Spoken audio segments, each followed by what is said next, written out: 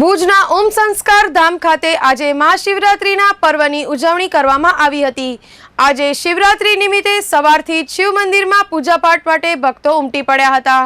શિવરાત્રિ નિમિત્તે ભગવાન શંકરને અનોખો શણગાર કરવામાં આવ્યો હતો તેમજ ભાંગનો પ્રસાદ તૈયાર કરવામાં આવ્યો હતો।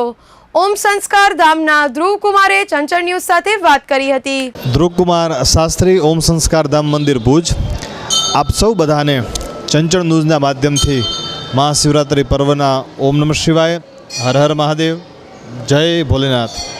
મહાશિવરાત્રિનું પર્વ એ ભગવાન આશુતોષ મહાદેવ એ નિરાકાર સ્વરૂપમાંથી આકાર સ્વરૂપે જે લિંગ સ્વરૂપે ભગવાન પ્રગટ્યા છે એનો દિવસ છે।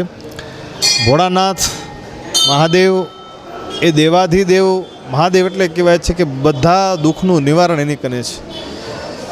એક સૂત્રપાત થયું છે કે પાણીની ઋષિએ જ્યારે ડમરૂનો નાદ સાંભળ્યો, જ્યારે ધ્યાનસ્થ હતા ભગવાન મહાદેવે ડમરું વગાડ્યું છે, 16 વખતથી 14 વખત જે ડમરૂના નાદ થયા અને એમાંથી તમામ વિદ્યાઓ, આ ધરાતલની તમામ વિદ્યાઓ ભગવાન મહાદેવના ડમરૂના નાદમાંથી ઉત્પન્ન થઈ છે।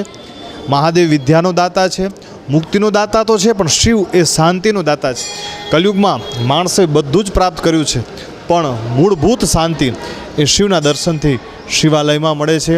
તો મહાશિવરાત્રિનું પર્વ આપ સૌ બધા આ ચંચળ ન્યૂઝના માધ્યમથી ઘણા બધા દર્શન કરો છો, ભુજ શહેર, કચ્છ શહેરના દર્શન કરી રહ્યા છો, ત્યારે આપ સૌ બધાની મનોકામના આશુતોષ ભોળોનાથ પૂરો કરે એ જ મહાદેવના ચરણોમાં પ્રાર્થના। બધાને હર હર મહાદેવ, ઓમ નમઃ શિવાય।